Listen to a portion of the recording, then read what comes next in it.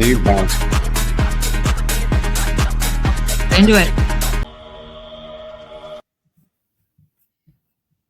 All right. Hello, everyone. So great to have you with us today on our next episode of the Trippin Thompson podcast. And this is where we are talking kind of all things about career success, entrepreneurship, life's journeys, all the good fun stuff. Today, we got a really great episode prepared ahead. But before we jump into that, let's do some quick intros. I'm Brickell, one of the co-hosts. And I'm Victor, the other co-host. Awesome. We nailed it. Because sometimes we say co-host and Yeah. co-horse. Didn't do that this time, but yeah, We'll okay. do it. Yeah, that was pretty smooth. Nicely done. Okay, Yeah. but today what we have prepared is that we want to talk to those of you that are on a journey as far as you are full on an entrepreneur, those of you that are ready to step into entrepreneurship, or maybe those of you that are dreaming about kind of one day, that might be for me. Well, so this episode is prepared to help you think about and put a mindset around and an action plan about how do I run a business like a CEO. So we want to help you move from entrepreneurial mindset to what are these success factors that CEOs apply that are going to be good for my business. I think about the many conversations that we have with business owners, entrepreneurs, founders, etc. And it's pretty fascinating because there's really no two stories that are alike. Um, but, Victor, when we're having these conversations, kind of what grabs your attention? What do you observe? Well, I mean, I think what I see a lot of times are exhausted, overworked people who, really have, you know, they stepped away from their corporate work, their, 9 to 5 jobs, whatever those might have been. And what they've done is they traded them for, this work of their passion work, their entrepreneurial work, and but they're spending like 24/7. It's like a prison sentence after a while that they created for themselves. Ouch. They're making money, or in some cases, I mean, in some cases, they're still struggling too. And they're not building an actual business. Right. So they're building more of, something like a guillotine, almost like Oh, something that what? is like, oop, and putting your neck under it is like, well, there's been a lot of, horror previews on TV lately. So, it's like, You're feeling inspired. I'm inspired. Yes. I don't want to go watch any of them. I just Okay. previews are good enough. Okay. Yeah. But you wanted to bring gory imaging into what we're talking about today. So thanks. Well, it is kind of gory, isn't it? I mean, it's It like is gory. you like decided, hey, I'm going to step away from this, and then I create additional challenges or issues for myself by actually doing everything and not having any freedom. Yeah. Yeah. Absolutely. It's such a big trap, and it's very painful. I think for most people, at least from conversations that we have, and as people reflect on, I stepped away from a job. I was comfortable. Maybe from a financial standpoint, it was serving a certain set of needs, and it was okay. Maybe I didn't feel valued. The culture wasn't the greatest. Or it could have been good stuff, but just people who really desire and want more out of life, and just really want to go for it. And so we're excited. We want to encourage you to do that. And but we also want you to be smart about it, because we do want you to be successful. We want you to make money. We want you to be comfortable in life and to be able to do the things that you want to do. And also importantly, that we want you to think about how you can help give to others and help others along their life journey too. So today we're going to discover and go through 5 different power moves that, truly they're going to change your life when you apply them and start practicing them and kind of continue to repeat them and hone in on, your capabilities and skills around them. So they're not just about revenue generation. However, that's an important part, right? Again, we want your business to be successful, but it is also focusing on how do we help change your life. Absolutely. And so let's just hop into it. Power move number one, Mm, we've affectionately called the infection strategy, kind of keeping with kind of the goriness is like, infecting everyone. great. But it's really about vision and having your vision that spreads like wildfire, right? Hmm, Because, and no offense, I mean, because we just had wildfires in California, but we're talking about a vision that catches hold and starts to, get everyone involved. And good example of that is Jensen Huang, who is with NVIDIA or NVIDIA. I always say that wrong, man. But he didn't have just a vision. He created what I might call a cult. See, I'm on a roll what? here, right? A Where are we cult, going?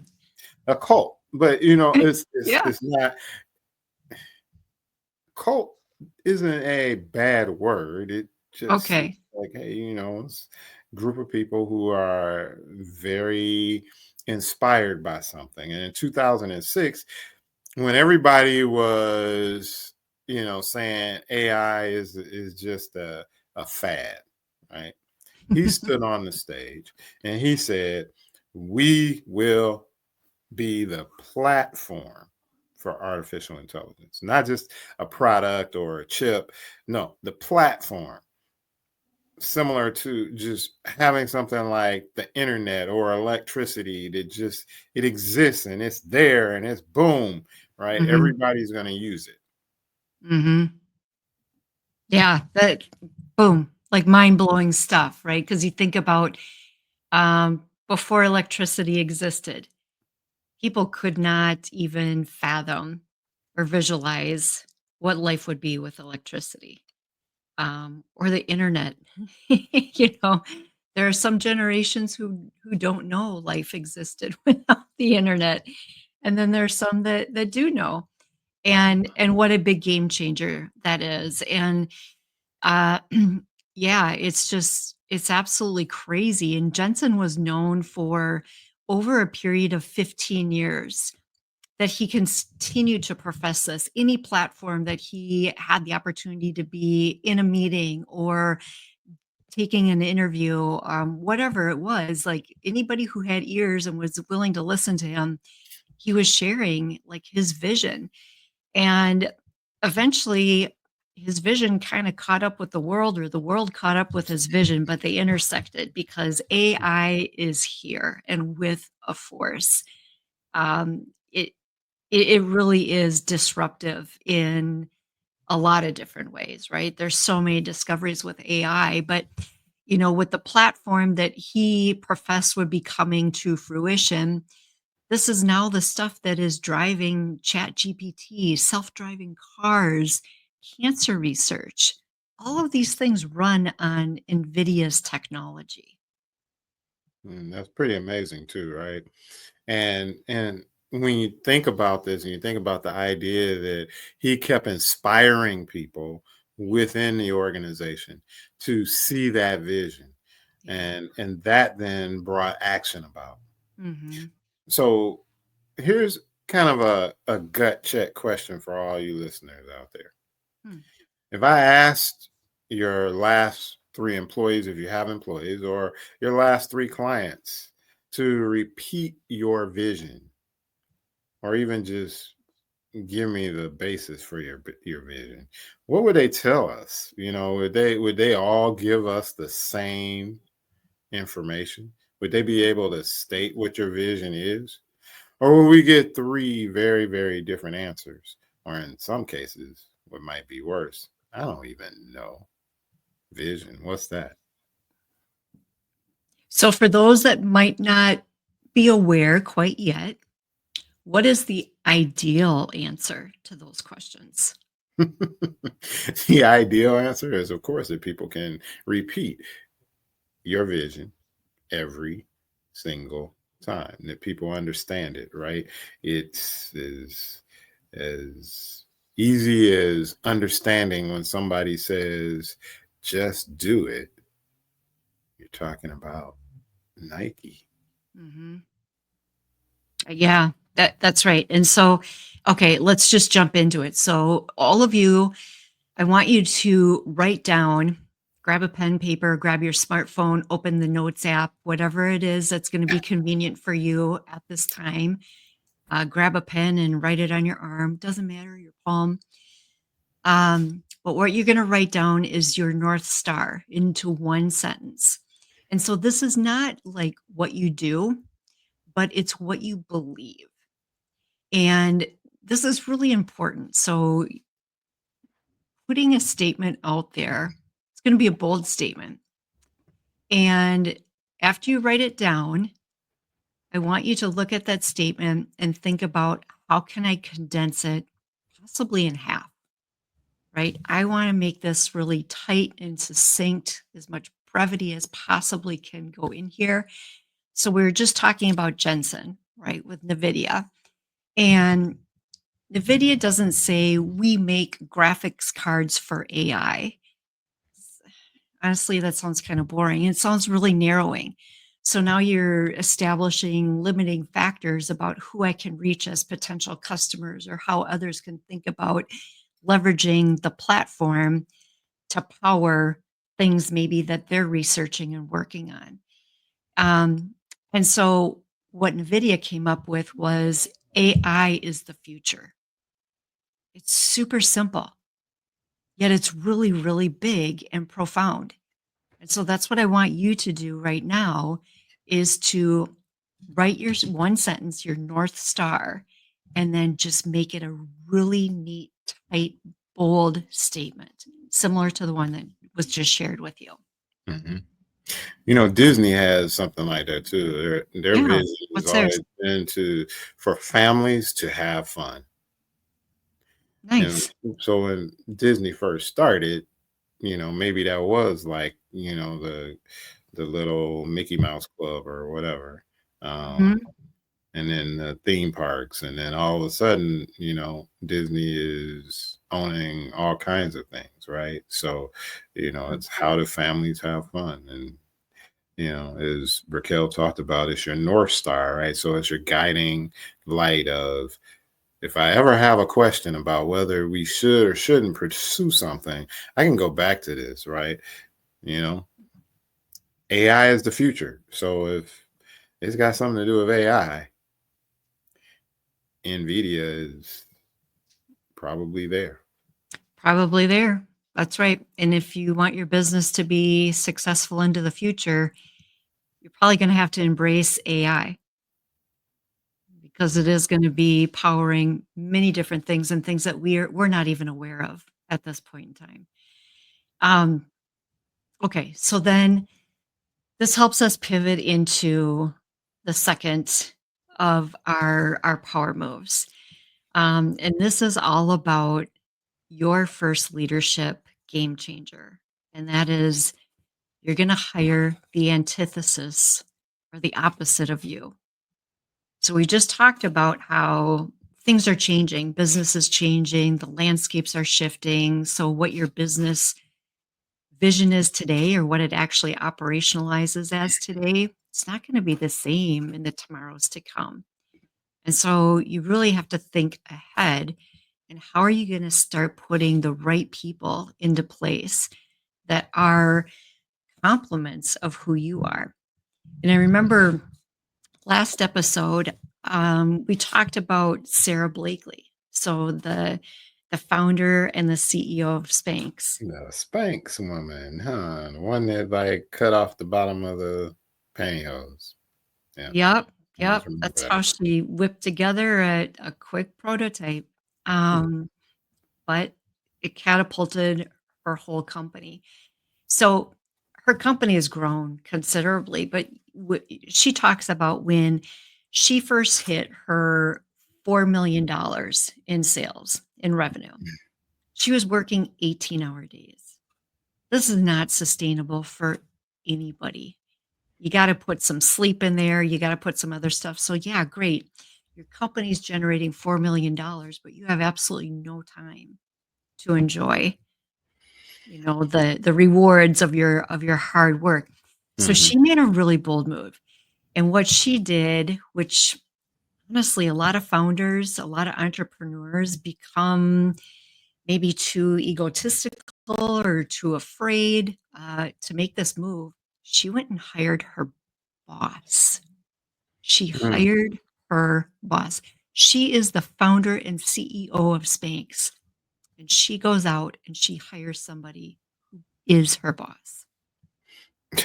Yeah, well, I mean, founders do have, the syndrome, and the business is their baby, basically. So, it would be akin to saying, "Hey, somebody come and like, uh, you know, uh, watch my kid, for me.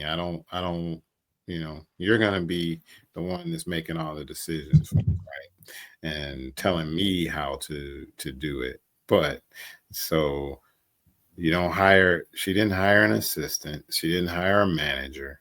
No, she hired someone who was giving her direction and leading the organization. And the real thing about it was this was a former Deloitte consultant, Hmm. and they had like zero, they had about the same amount of knowledge as I, okay, when it comes to fashion experience. Zero. Hmm. Hmm. But what they did have is they had this ability to build systems like a Navy SEAL. And we're going to talk about systems later too. But here's the genius part of this. So, Sarah, that's not her strength, right? So, she didn't just delegate things that she already could do. She delegated to her things that were her weaknesses, the things that were gaps in her abilities. And by doing so, it really transformed her company. Wow. That's inspiring, really. And what a great example and real life story to show if you can get out of your own way and be comfortable with giving space to someone else and bring in all of their greatness, even though it may be stuff that you don't understand or you can't necessarily connect to and fully embrace, but trusting that that person also is going to serve into the business and help it be successful. That's a courageous act, honestly, and good for her. Really, that the conversations I have and what I've experienced and seen is that a lot of founders or entrepreneurs or business owners, they get too comfortable with what is comfortable, and they want to surround themselves with people who are just like them. And it's really missing a lot of opportunity, right? Because it's almost like weightlifting. If all you ever did was lift the same weight and did the exact same exercise, so you're only building up one muscle, it's going to compromise the rest of your body. So you got to find balance. You have to find distribution. You have to be paying attention to the whole system, the whole self, and look at how do I diversify my workforce, the leaders I put into place to make sure that the entire business is served well. And then that helps position me to stay in a space where I'm optimizing the best value, the best of what I can contribute. And I'm freed up to be able to do that while I trust others to do their part. And, Sarah stepped out and did that. She kind of found the yin to her yang and Mhm. well on their way. That's crazy because actually this is we should send a copy of this to the government and politicians because Oh uh boy. anyway, there's my political statement again, right? And it's like I'll stop. But for you listeners, it's your turn now. What's one thing, right, that makes, I'll just continue the theme here, that makes you just want to vomit? when you think about doing it, right? I'm just trying to get you to think about, hey, this is so distasteful. I would really, I hate doing this. Every time you like, you start thinking about it. And I mean, I used to work with a lot of like within a finance and accounting, like fractional business. And I can tell you that there were so like the reason why they got so much business is because how many small businesses hate dealing with finances. Mhm, They look at spreadsheets and they vomit. It's like, mhm. Yeah. it's like I don't want to deal with that. And there actually was one of the clients was talking about how they spent like 80 hours a week working on everything in their business, including their finances. But once we came on board and started working with them, that time dropped dramatically to like less than 40. And that happened. And because of the efficiency of understanding the spreadsheets without having to do them, Mhm. they ended up doubling their profits. Boom. Boom. Right? I mean, it's so simple, but when you're in the thick of it, it's really hard to see. And I know that I've talked about this before, is that it's so important to sift out busy with productive, and getting to that place where if you're working 80-hour weeks or 18-hour days, which is even more than 80-hour weeks, it's not doing a service to your company. You're burning out, you're not thinking clearly, you're not the optimum self that you can be. Those are times to do that evaluation and decide that, is it the financial aspect of my business that's like just taking up way too much time, where I'm not having enough time to get out and do business development and meet Mhm. customers or do R&D work or whatever, market penetration, whatever it might be. It's coming to the crossroads that this is a moment where I need to evaluate. And Mhm. this is a moment where my business is telling me, you need somebody else on board to take this on. It doesn't mean it has to be a full time partner or employee or something. It could be, like you said, a fractional Mhm. contributor to the business, but it's going to free your time up to really focus on the things that you're passionate about, that you're really good at doing for your business. And so let's take that action step and let's move it along in this journey that we're talking about and have one brutally honest conversation with yourself. And I know all of you have conversations with yourself. You all do it. And so whether it's your drive time or you're in the shower, you're brushing your teeth, whatever ritual is, you're working out and you're going through these conversations in your head, processing and working through, this is a time when you can focus on what's your founder's curse. So what is the thing that only you can do?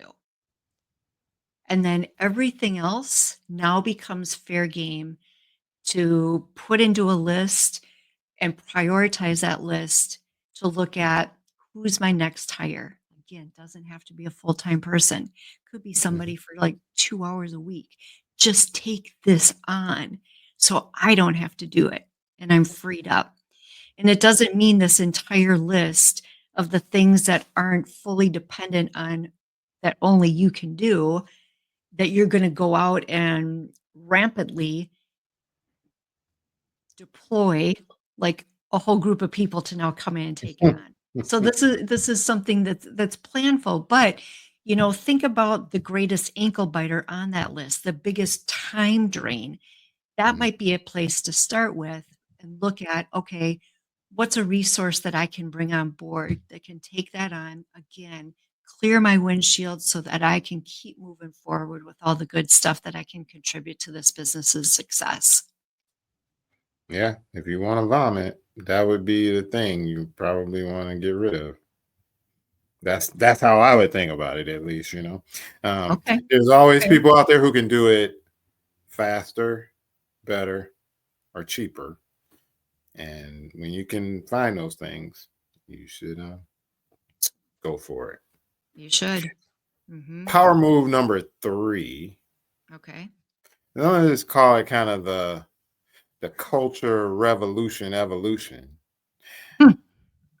Like, how do you go from just being a company to a cause?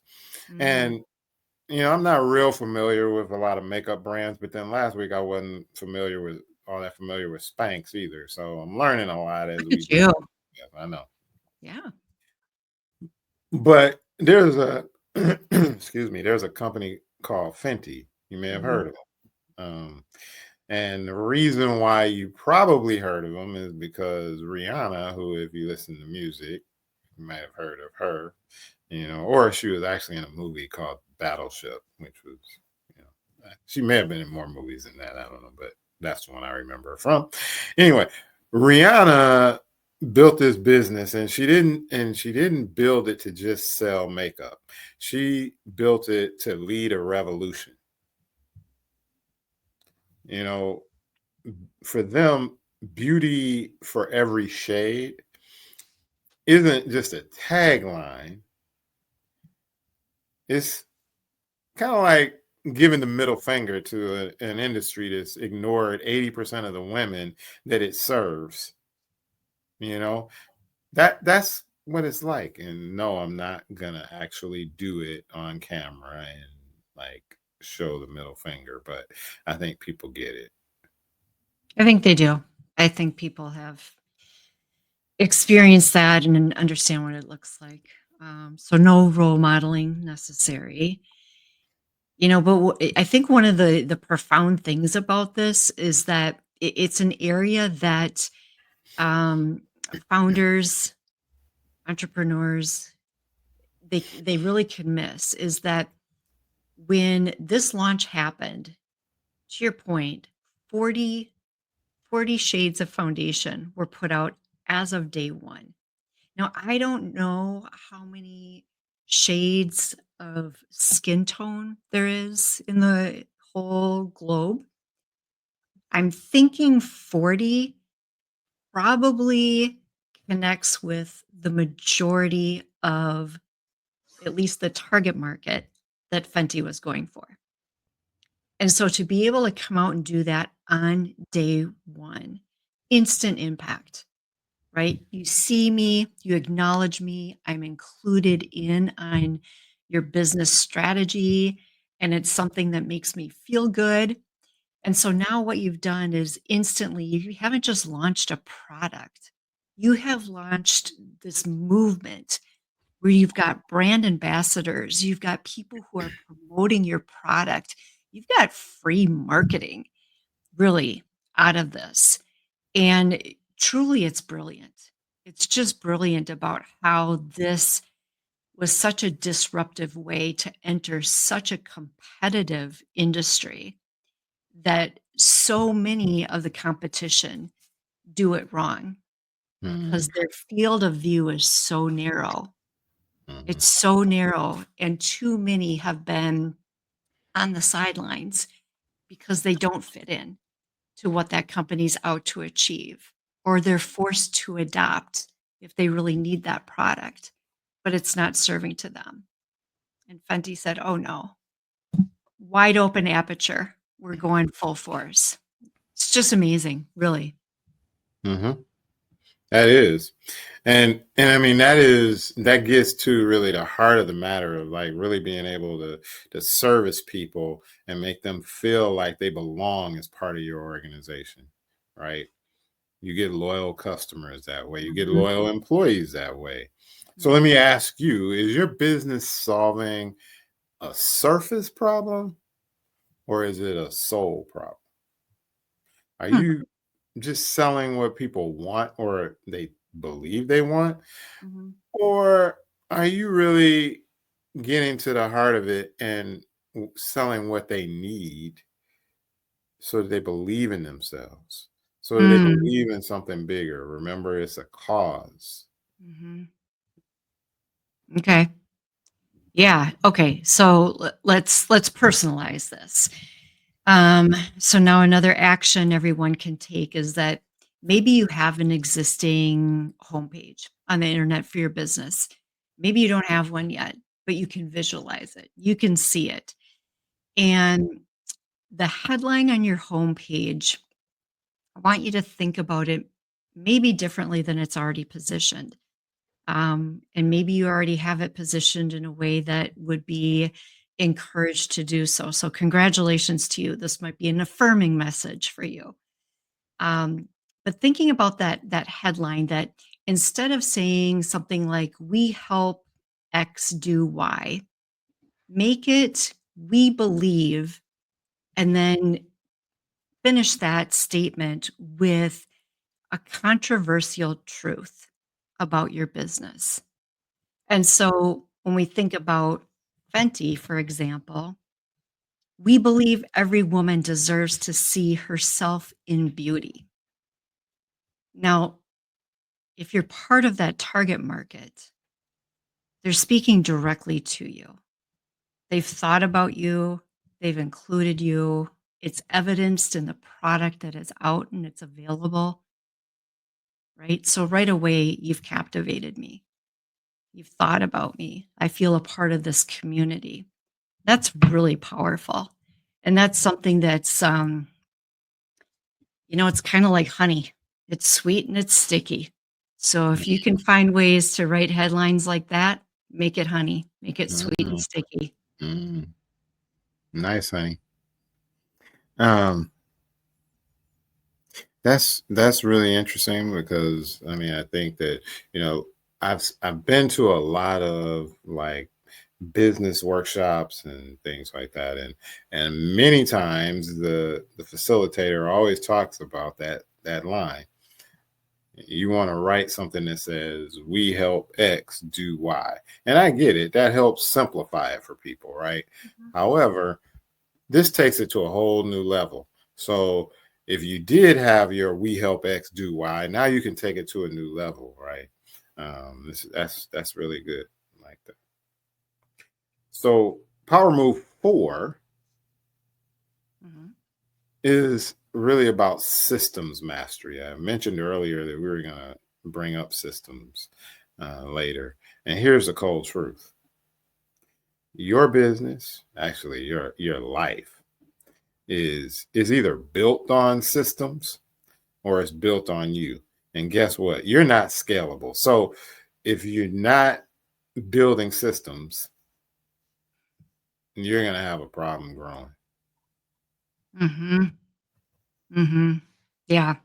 Yeah. Again, think about the future, and how do you start doing those investments in your business now? And an example, it's a cool company called ClickUp, and if it's unfamiliar to you, go ahead and Google them.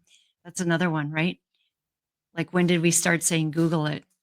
So that was a disruptor too for Google to come along. Anyway, back to ClickUp as a company. They're valued at about $4 billion, had under 1,000 employees. And the secret to their business is that they didn't just use systems, they sell systems. So, furthering your point about systems are really important. Mhm. And so here's this company not only using them, but selling them. And they became wickedly good at every single process that they have is documented. So the whole ISO stuff, they've got it down. And so much so that for every new hire, it was super, super clear to them as they were onboarding exactly what they needed to do, that they got this down to almost a science. They were able to onboard new hires within 48 hours. And I'll tell you what, for someone who has had a pretty lengthy career in the HR world, onboarding somebody in 48 hours is just unimaginable. That's 6 days. You start your job, 6 days later, you're fully onboarded. So Of ClickUp's course, got some. unless you're Sarah when she first started, because she was working 18-hour days. So that would actually be even faster onboarding. Okay, but we don't know how long it took for the to Just ramp up to that, so there's some nuggets that we're unclear about. Um, mm, but anyway, I mean, it's just it's really, really powerful. And so mhm, with that, what I think it demonstrates is it's back to that North Star is that ClickUp is really crystal clear, and this is exactly what we're going for. We know what serves and fits into our business and our purpose. What is our headline? Let's bench it against that. And things that don't fit in there, if they're not honey, they're not sweet and sticky, they got to go. They've got to go. We have to stay committed and clear to our designated path. mm. I kind of want some honey now, though. Okay, so here's your move this week. Okay. Find a process Hmm. that, speaking of honey, that gives you the hives. Honey, Oh my beehive. goodness. Okay. We're Um, giving people hives. yeah.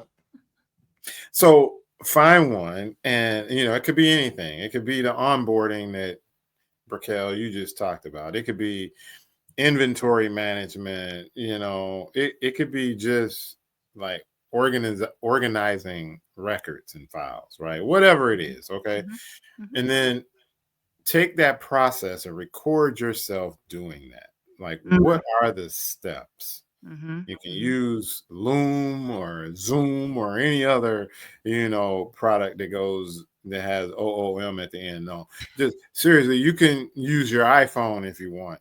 There was a client that was, they had an employee who had been doing payroll for them for years, and they were retiring, and they were so concerned about, hey, how are we going to transfer all the steps, because there were a lot of steps. mm. There was a lot of financial work that needed to be done around where they charge different projects to and things like that. Yeah. And literally that's what we talked about. Is we said document it. They took an assistant and they followed them on payroll, and like wrote down everything that they were doing. Now they should actually, this would have been smarter to just record it. However, that's what they did. They wrote everything down, and then they tried to duplicate it the next week. So after you record yourself, make sure you then allow someone to follow along with your instructions. If they are something that then they can duplicate, then you're going to be able to delete that work from your records, delete, the process, so that Mhm, you now have a refined process that you can use going forward, and a proven mhm, system for yourself and your organization. mhm, mhm. Yeah, it's, having the diligence to do that, right? So don't just listen to this episode and hear the words and, "Oh, that's good stuff. Yeah, that's a great plan for my business," and, file it away. You've gotta put it into action. Right? And that's one of the biggest gaps that exist in the world is the knowing and doing gap. People know stuff, they acquire knowledge, but if all it does is sit in your head or maybe you even speak it out and share with others, it really isn't serving. You've got to start doing things. So put it into action. And so as we pull together these four that we've walked through, we've got a fifth power move we want to talk about. And all of these other actions help propel this next one, which is about cash flow. And cash flow has to be approached with intentionality, with purpose. It's not a flip of a coin or, you know, wishing upon a four-leaf clover. It's not about luck, right? It's about profit. And your business needs to be profitable. So there's a big distinction between my business generates revenue. That's great. Lots of businesses generate revenue, but there are businesses that generate a whole ton of revenue, but they're not profitable. So profit is really, really key to dial into. So Why is this? It's because the fact that there are scary statistic here, 82% of businesses fail, and they fail because of cash flow problems. Hmm. So, a note to founders, a note to entrepreneurs, back to if finances is not your thing, that's probably a priority of somebody that you want to delegate that work to, and somebody who's really skilled at doing it. So again, it's cash flow problems that tank businesses. It's not bad ideas. It's not that the product stinks. I mean, my goodness, how many years ago was the pet rock was something that people bought and gave it away as gifts, and literally it came in a box. It was a rock. That's all that it was. Hmm. But Hmm. people bought this. So you can't tell me that you've got a bad product or service idea, because there is a market out there. But what you can encounter is bad cash flow for your business if you don't know what you're doing and what to pay attention to. Pet rock. Yeah. Wow. That does go Remember those? back. That goes back a ways Long there. way. But you know what? It, people made money off of it. Oh my gosh, yes. um, Crazy. you know, there's a company, Glossier, which Mm. oddly enough is a makeup and skincare company. Glossier. Yeah, I Ah, don't know if that's where the name comes from. I just know, you know. Anyway, it was valued at about 1.2 billion, but it ended up crashing I see. because they expanded too fast. Oh, They weren't paying attention to their numbers, mm, and something that is really important to understand: just because you are generating revenue mhm, doesn't mean you are actually having cash to flow back into your business. So you mhm. need to have cash, because at the end of a month, if you don't have cash flow, you're gonna have to shut your doors. Right. So there's another company, Bootstrap Buffer, that published their revenue reports transparently. And so that organization, when COVID hit, they switched to like 4-day work weeks. So instead of like going through a layoff process, they were still able to look at how to generate continual cash flow Mhm, mhm. in spite of what happened with COVID. Because obviously, as we know, there were a lot of businesses that shut their door during COVID. Right. And instead, what they did was that they now were generating, or an annual recurring revenue of 25 million, and they did that within a period of 18 months. So they really kind of brought their company back, Wow. um, from the depth by looking at how do we continue to build cash flow. Yeah. You know, I applaud them truly, because um, it takes a certain EQ and confidence, but commitment to the company and to the employees that work there, for leadership to come together and say, we are not going to do layoffs. Instead, we're going to reconfigure things so that we can get those cost savings down to where we need them so that we can continue to run business.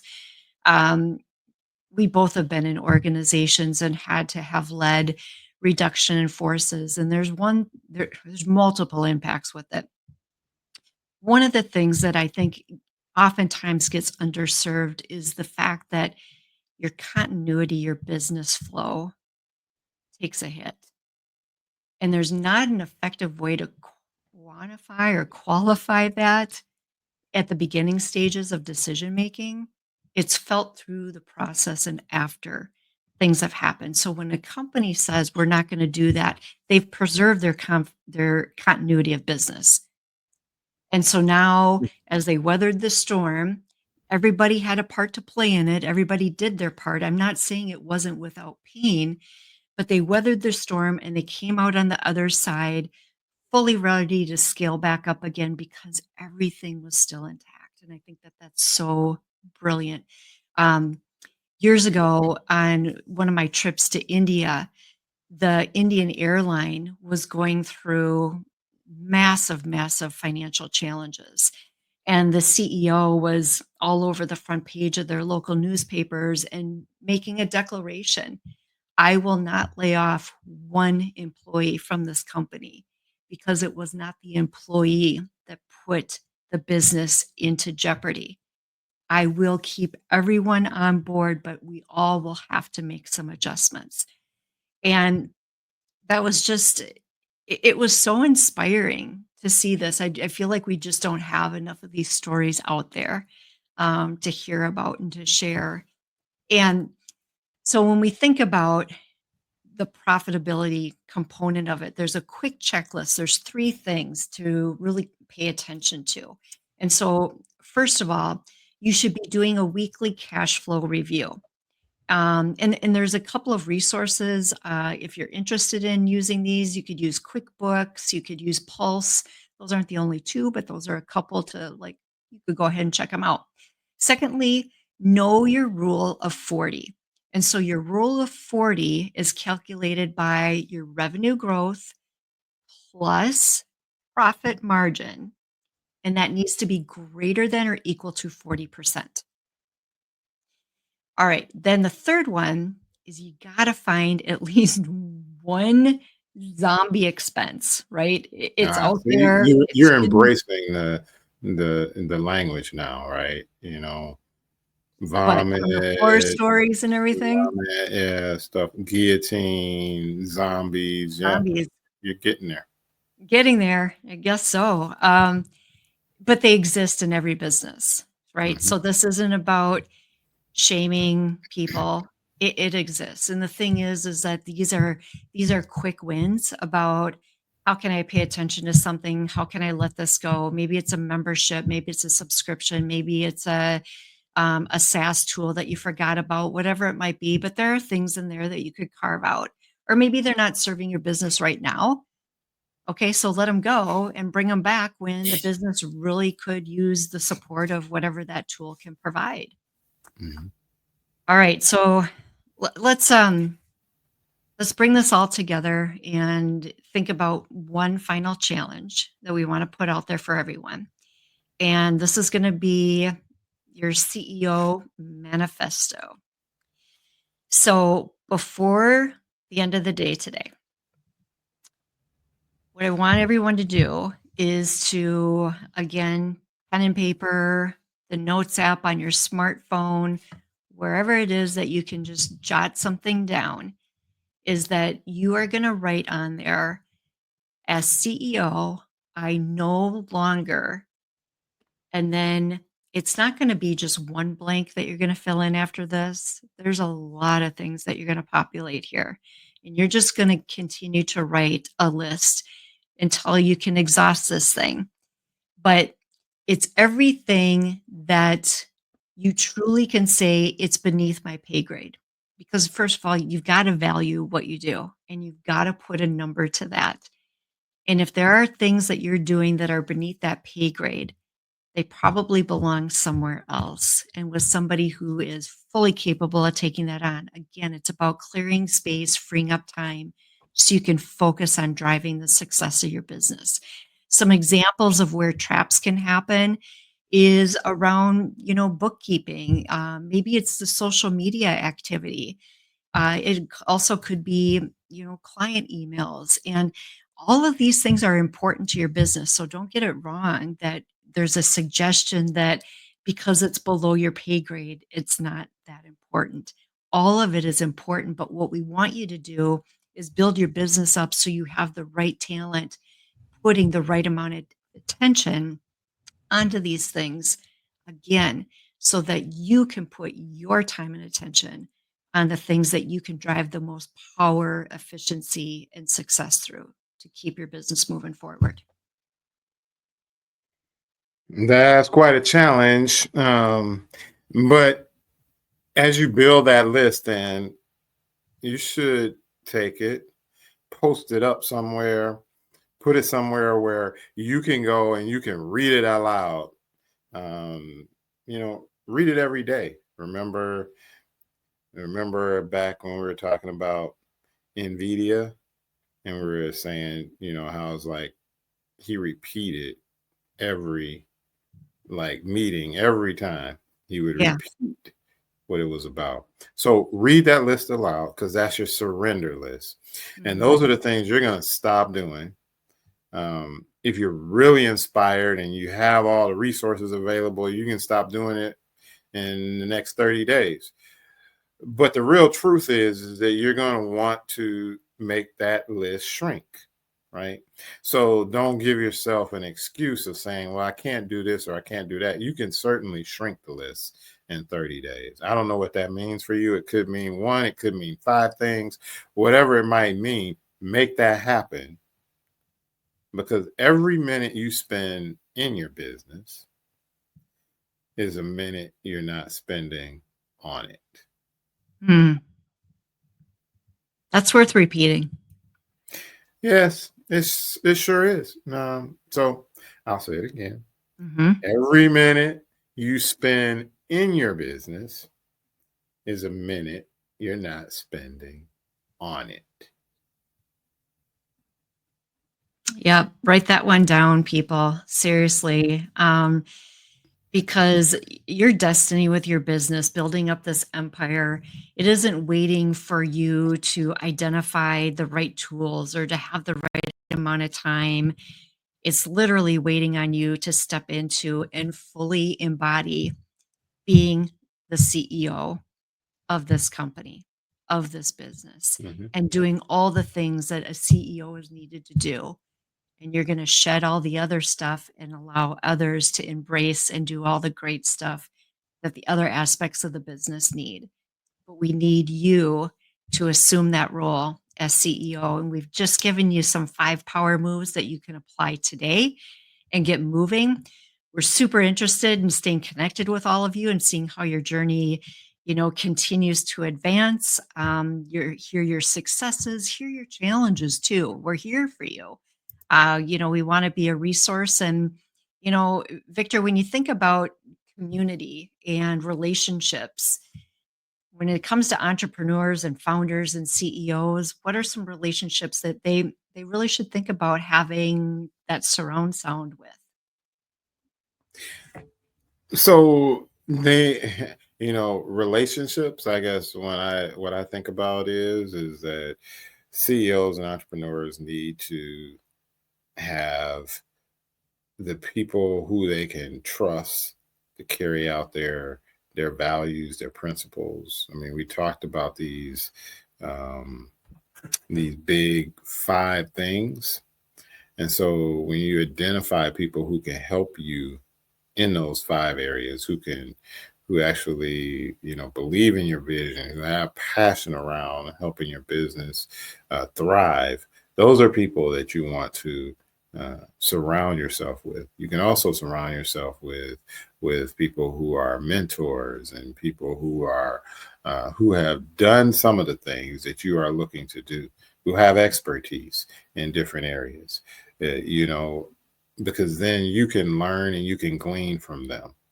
And there are people everywhere who want to help out, who want to, help you be successful. And so those are people too that you can surround yourself with. Yep. There we go. All right. We have so appreciated all of you being here with us this week and continuing this journey as we explore so much about careers and entrepreneurship and, career success, life journeys, life adventures. But most of all, we really want to empower you with good knowledge and good tools that you can take immediate action on. So get busy. You got a list of things that you could be doing right now based on what we covered.